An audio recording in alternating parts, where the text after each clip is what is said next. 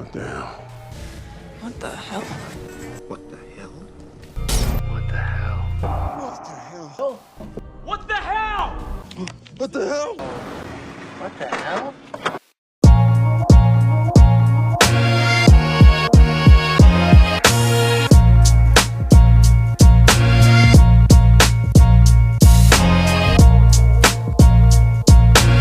Hello everybody and welcome to What the Hell Should I Watch? A very special edition, as I got to months ago, not too long after I got to see the film for the first time at VIFF, got to sit down with Matt Johnson and Jay McCarrol via Zoom and have a short discussion about the wildness and madcapness of their new film, Nirvana, the band, the show, the movie. And the movie is absolutely wild, so of course I had 1,000 questions, whittled down to just a few. But I got to talk about IP and copyright, because that definitely comes into play in this film big time. I got to talk about pitching to telefilm, and I even brought up conquering my own fears, which led to something very interesting in conversation. So let's get right to it. Watch out! Watch out! What's going on here? It's just, well, this is actually kind of hard to explain. Time machine plan. This is going to be the last plan you and I ever have to do. And as far as I'm concerned, Nirvana the band is playing the Rivoli tonight. We have the RV, deck it out like the DeLorean. Ah! So it's a full-time machine! Okay, watch this. Hold on to your butts!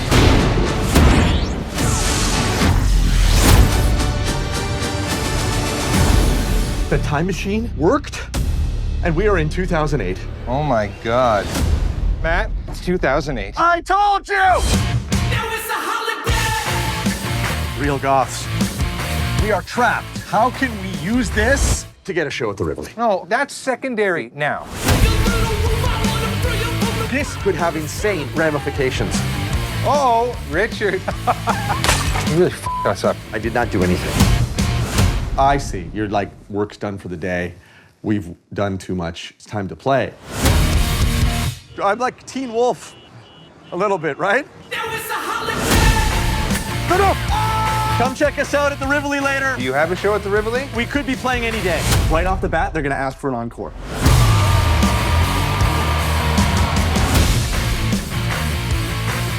Hold on first now!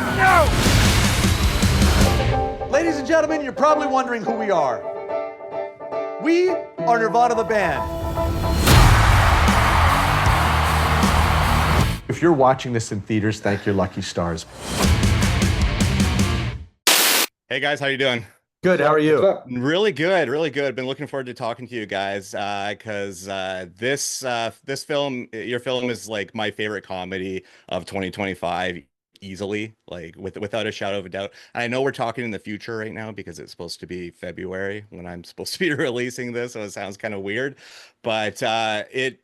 Playing VIFF at Vancouver International Film Festival, it killed. Like the screening that I saw it at the Rio, it was a wild time, and I'm just like blown away by how original this film is, because it's like, it's meta, it is completely like guerrilla style in some ways. You're toying with like nostalgic copyrights and everything, and honestly, like from the outside, this film feels like kind of a crazy Matt plan to making this film. It's like, all right, well, we're gonna make a film about a Canadian cell phone that'll catapult us into making our own kind of movie. Like, it feels like Matt's planned the rim job or something like that, like to make this film. So what exactly is how do you pitch this to telefilm after BlackBerry?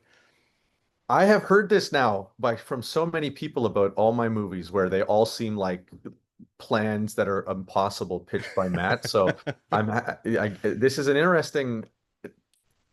I'd never thought this before, and it's not like we really talk about that as a genesis for any of these things, but it is funny to think of it as Whoa, do you see that?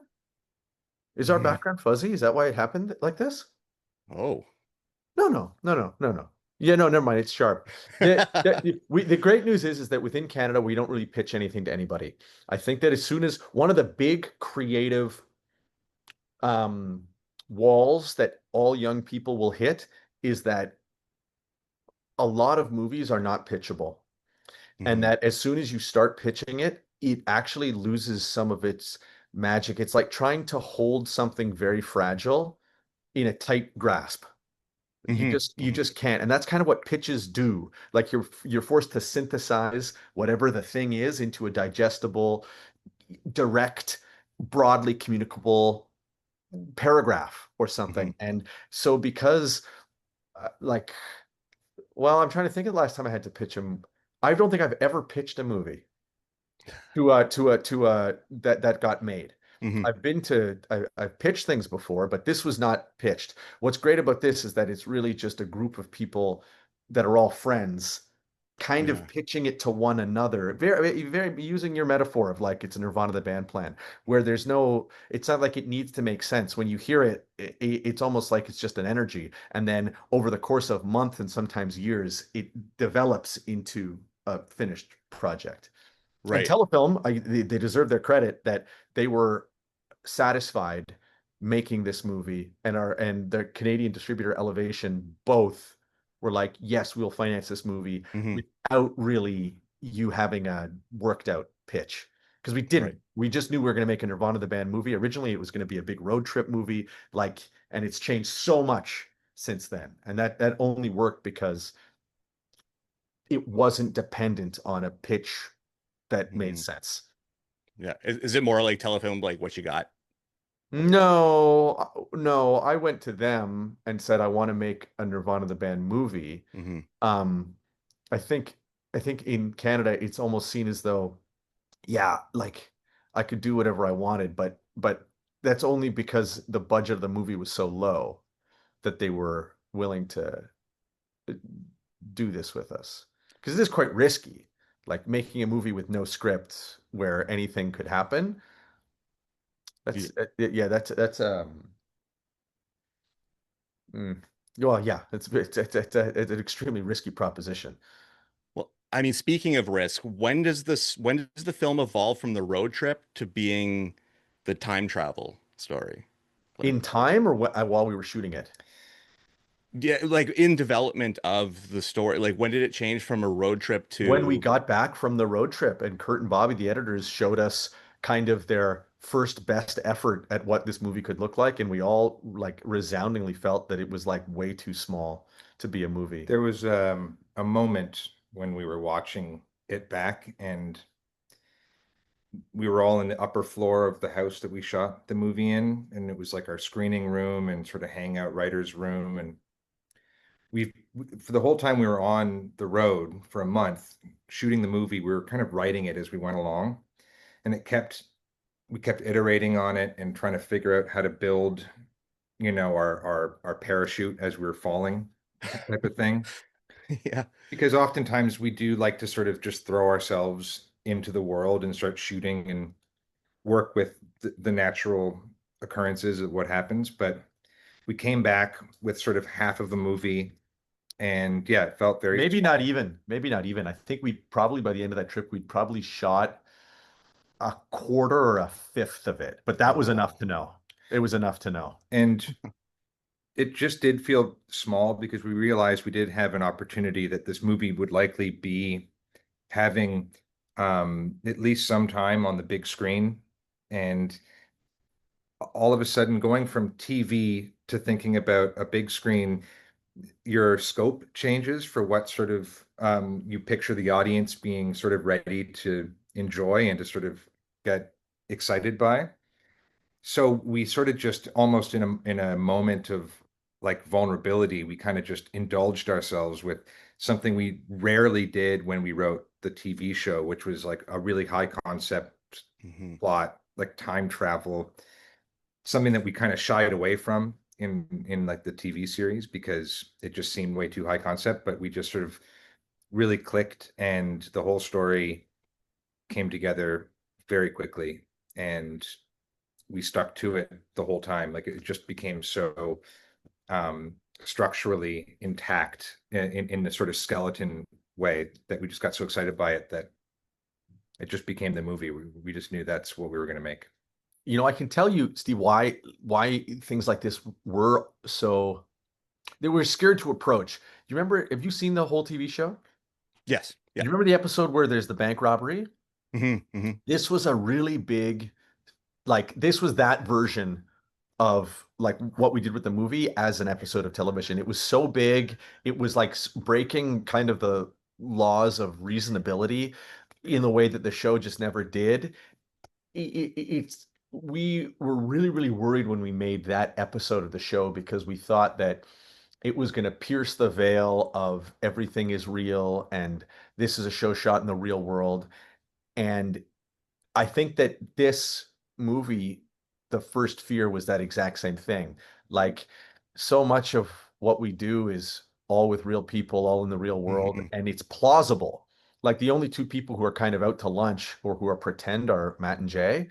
And so anytime we're doing something that's kind of in movie logic, it's just easy to do it wrong. And the thing that we spent the most time writing, shooting, and reshooting was all the logic around the time travel. Specifically, like Matt building that time machine, deciding, well, does time machine work? Does he know the time machine works? How does it accidentally work? The people, I think, watch the movie and they think that, oh, we thought that Orbits was hilarious, so we kind of reverse engineered it from Orbits.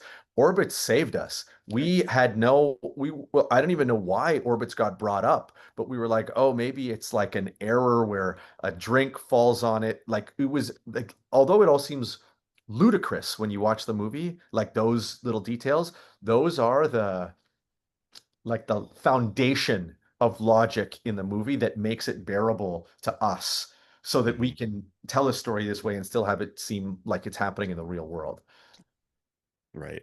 Well, I've got my warning here, so I just want to quickly fire off a couple things. Bringing up the orbits thing is fantastic because it's like such a like an era specific thing, and it's wild that you guys, you know, the fact of having an intact bottle of orbits now is just insane. Quite Not rare. Although I've seen many now that we're on this tour. Really? Yeah, I've seen about 15 in real life. Well, I mean, and I love Jay's like extra piece in the flashback stuff about Orbits being like a shitty drink and stuff. I think that's really funny. You know, I really loved that drink as a kid, and I think Jay has hated it. I think that's sincere that Jay doesn't like it, and I wouldn't drink it now, but I loved it as a kid. I probably drank. Read some of the flavors of what those Orbits were. It's insane. Yeah, it's for children. It's for children. It was the original bubble tea. Well, yeah, I mean, and it's the equivalent of some toddler handing you their water bottle and asking you to take a sip, and then there's like a crayon and like some weird other hairs and dirt in it. I kind of side with Jay on that stuff. Yeah. Like it's just kind of clearly Canadian was a better drink. Yeah, and in the same kind of shape-ish bottles. So it's the same company. It's the same company. Okay, yes. that makes sense then. Well, in my last second, I just got to quickly ask about copyright infringement and how close you guys stuck to the line. And was there ever any interaction with Zemeckis or Gale in any of that? We're going to do this? No, we love to show the film to them. And honestly, that isn't even the copyright that we're worried about. It's like, I shouldn't even say we're not worried about anything, but that wasn't the stuff that was a challenge to try to figure out an artistic case for using. A lot of the other things that we use it's like 2008, like creating a media tapestry around it, because the entire movie is a Back to the Future parody. That was well-worn territory for us. That was the one thing, in fact, we weren't worried about even a bit. Yeah. I don't know if she's gonna cut me off, but are you guys scared of heights? Because the CN Tower stuff gave me like that, like the feel, especially the cutting of the safety wire, and before you guys essentially dive off the CN Tower, like I'm afraid of heights myself. So sometimes some scenes I'm just like I feel the gravity of the situation. Do you guys have any of that? Because there's a lot of stuff like it was certainly the most intense heights challenge that I've ever faced by far. Like it was very challenging on my my psychological sanity of just like holding it together up there. But I think anyone might surprise themselves. Because I was worried about it before, but once we were up there, it was okay. Yeah, But to it was psych yourself insane. up.